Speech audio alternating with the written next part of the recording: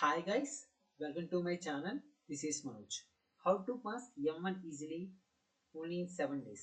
అంటే జేఈడి JV students వాళ్ళకి వచ్చే నెలలో M1 సప్లిమెంటరీ ఎగ్జామినేషన్ ఉంది కదా, అది కూడా ఇప్పుడు చెప్పబోయే ఇంపార్టెంట్ టాపిక్స్ అనేవి R19 అండ్ R20 రెగ్యులేషన్ వాళ్ళకి. ఓకేనా?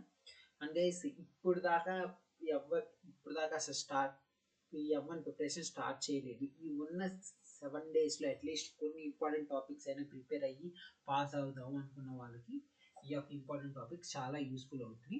అంగేస్ ఇందులో చెప్పబోయే ప్రతి ఒక్క ఇంపార్టెంట్ టాపిక్స్ మీరు కనుక తరువుగా నేర్చుకుంటే ఈ ఈ ఉన్న 7 రోజుల్లో తరువుగా ప్రాక్టీస్ చేస్తే M1 అనేది ఈజీగా పాస్ అవ్వచ్చు. అందులో భాగంగా చాప్టర్ 1లో Rolle's theorem, Lagrange's theorem, Cauchy's theorem, Taylor series, Maclaurin series. అంటే ఏంది, చాప్టర్ 1లో కన్వర్జెన్స్ డైవర్జెన్స్ కూడా ఉంది. కాకపోతే ఈ ఉన్న టైంలో ఈజీగా అంటే ఈ రోలీస్ థియరీ ఇప్పుడు ఏవైతే ఈ చాప్టర్ 1లో చెప్పిన 5 టాపిక్స్ అనేవి, ఈ 5 టాపిక్స్ ఫార్ములా బేస్డ్ కాబట్టి ఇందులో ఈ 5 టాపిక్స్ సంబంధించిన ఫార్ములాస్ తెచ్చుకుంటే డైరెక్ట్గా ఆ ఫార్ములాస్ బేస్ చేసుకుని ప్రాబ్లమ్స్ అనేది సాల్వ్ చేయొచ్చు. కాబట్టి ఈ 5 టాపిక్స్ అనేవి చాప్టర్ 1లో నేర్చుకోండి. అప్పుడు చాప్టర్ 1లో అట్లీస్ట్ ఒక్క సబ్ క్వశ్చన్ అయినా ఈజీగా ఆన్సర్ చేయగలరు. అంటే ఇప్పుడు ఎట్లా ఉండేదంటే ఒక క్వశ్చన్లో 2 సబ్ క్వశ్చన్స్ ఉంటాయి కదా, అలా అట్లీస్ట్ ఒక క్వశ్చన్లో ఒక సబ్ క్వశ్చన్ అయినా ఈజీగా ఆన్సర్ చేయగలరు. ఓకేనా? అండ్ చాప్టర్ 2లో మీరు నేర్చుకోవాల్సినవి లీనియర్ డిఫరెన్షియల్ ఈక్వేషన్ ఒకటి, బెర్నోలియస్ ఈక్వేషన్ ఒకటి, ఎగ్జాక్ట్ డిఫరెన్షియల్ ఈక్వేషన్, నాన్ ఎగ్జాక్ట్లో మళ్ళీ మనకి మోడల్ 1 టు మోడల్ 4 ఉంటాయి, orthogonal trajectory, self orthogonal trajectory and orthogonal trajectory in polar coordinates, Newton's law of cooling, law of natural growth or decay. ఇవి chapter 2 నేర్చుకోవచ్చు. And ఇందులో ప్రీవియస్గా జూన్లో జేఎన్టీకే వాళ్ళకి ఈ M1 సప్లిమెంటరీ ఎగ్జామినేషన్ జరిగింది. అప్పుడు వాళ్ళకి ఇందులో సెల్ఫ్ ఆర్థోగోనల్ ట్రాజెక్టరీలో డైరెక్ట్ క్వశ్చన్ ఏదైతే వాళ్ళకి పీడిఎఫ్స్ ఏదైతే వాళ్ళకి లైవ్ క్లాసెస్ చెప్పానో అందులో వాళ్ళకి ఏ ఎగ్జాంపుల్ అయితే చెప్పానో అదే ఎగ్జాంపుల్ అడిగారు. అంటే మొన్న జరిగిన జూన్ ఎగ్జామ్స్లో జేఎన్టీకే R19 వాళ్ళకైతే డైరెక్ట్ క్వశ్చన్స్ ఎక్కువ వచ్చినాయి. అండ్ R20 వాళ్ళకి కూడా కొంచెం పర్లేదు.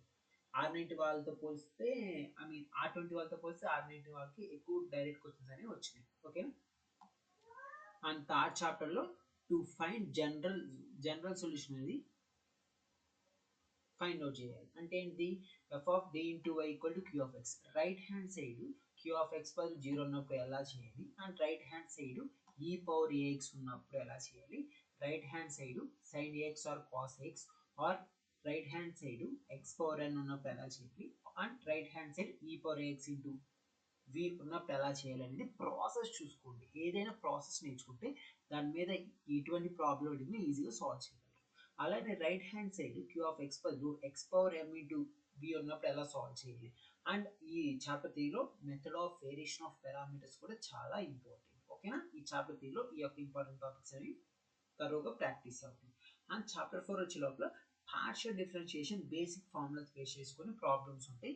అండ్ అందులో మనకి చాప్టర్ 4లో Euler's theorem, root chain, Jacobian, functional dependence, Taylor series, maximum minimum ఉంటుంది, Lagrange's method of undetermined multipliers. ఇవి కూడా మొత్తం ఫార్ములా బేస్డ్ అయి ఉంటుంది. అండ్ చాప్టర్ 5 లోపల అంటే ఇక చాప్టర్ 5 కూడా చాలా కష్టం ఉంది కాబట్టి at least double integration, triple integration ఎట్లా చేయాలో నేర్చుకోండి. అట్లీస్ట్ ఒక్క సబ్ క్వశ్చన్ అయినా ఆన్సర్ చేయగలరు. అండ్ ఈ ఉన్న 5 చాప్టర్స్ ఈ యొక్క ఇంపార్టెంట్ టాపిక్స్ అన్ని తరువుగా ఈ 7 రోజులు అట్లీస్ట్ తరువుగా ప్రాక్టీస్ చేయండి. ఏవైతే ఇప్పుడు చెప్పిన ఇంపార్టెంట్ టాపిక్స్ మీరు ఈజీగా M1 పాస్ అవ్వగలరు. అండ్ ఇంకోటి ఏంటంటే, and M1 R19 R20 regulation వాళ్ళకి ప్రతి ఒక్క ఇంపార్టెంట్ టాపిక్ ఏవైతే ఇందులో చెప్పానో వాటి యొక్క పీడిఎఫ్స్ అనేవి ప్రొవైడ్ చేస్తాను. ఆ ప్రతి ఒక్క ఇంపార్టెంట్ టాపిక్, ఇప్పుడు ఎగ్జాంపుల్ బెర్నోలియస్ ఈక్వేషన్ ఉందా, లీనియర్ డిఫరెన్షియల్ ఈక్వేషన్ అసలు దీని మీద క్వశ్చన్ ఇచ్చినప్పుడు ఎట్లా గుర్తుపట్టాలి, దీనికి స్టెప్ ప్రాసెస్ ఎలా చేయాలి, స్టెప్ బై స్టెప్ ఎలా చేయాలి, ప్రాసెస్ నేర్చుకోవడం ఇంపార్టెంట్. అండ్ దీని మీద ప్రీవియస్గా క్వశ్చన్స్ అడుగుంటారు కదా, ఆ ప్రీవియస్ క్వశ్చన్స్ కూడా ఆ యొక్క పీడిఎఫ్స్లో మొత్తం డీటెయిల్గా స్టెప్ బై స్టెప్ ఎక్స్ప్లెయిన్ చేశాను, రాశాను కూడా. అండ్ ఆ పీడిఎఫ్స్ ఎవరికైతే కావాలో అంటే మొత్తం 35 to 40 పీడిఎఫ్స్ ఉన్నాయి. వాటి యొక్క కాస్ట్ వచ్చినప్పుడు 200 రూపీస్.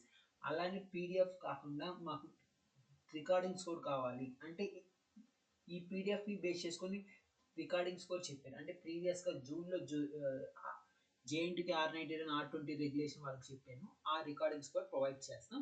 ఇన్ కేస్ మీకు నోట్స్ అండ్ రికార్డింగ్స్ రెండు కావాలంటే దానికి ఒక కాస్ట్ వచ్చేటప్పుడు 400 రూపీస్.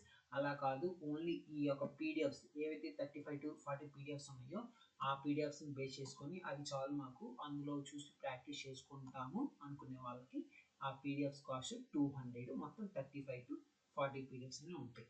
అంటే చాలామంది కాస్ట్ ఎక్కువ అనుకుంటారు. కాకపోతే ఇక్కడ ప్రతి ఒక్క ఇంపార్టెంట్ టాపిక్ ఇందులో ఈ యొక్క ఎప్పుడైతే ఇప్పుడు చదువుతున్నానో ఈ యొక్క 5 చాప్టర్స్ సంబంధించిన ఇంపార్టెంట్ టాపిక్స్ ఏవైతే ఇప్పుడు చెప్పానో ఆ ప్రతి ఇంపార్టెంట్ టాపిక్ యొక్క పీడిఎఫ్ అనేది ఉంటుంది మన దగ్గర.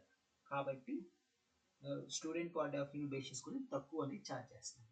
అండ్ గైస్ ఇది నేను చెప్పాలనుకున్నాను. Thank for watching. And guys ఎవరైతే ఈ పీడిఎఫ్స్ అండ్ రికార్డింగ్స్ కావాలనుకున్న వాళ్ళు, or at least PDFs I mean recordings వద్దు, ఓన్లీ మాకు పీడిఎఫ్స్ కావాలి ఆర్ రికార్డింగ్స్ పీడిఎఫ్స్ రెండు కావాలి అనుకునే వాళ్ళు కింద వాట్సాప్ నెంబర్ ఇస్తున్నా, ఆ వాట్సాప్ నెంబర్కి మెసేజ్ చేయండి. And guys thank for watching.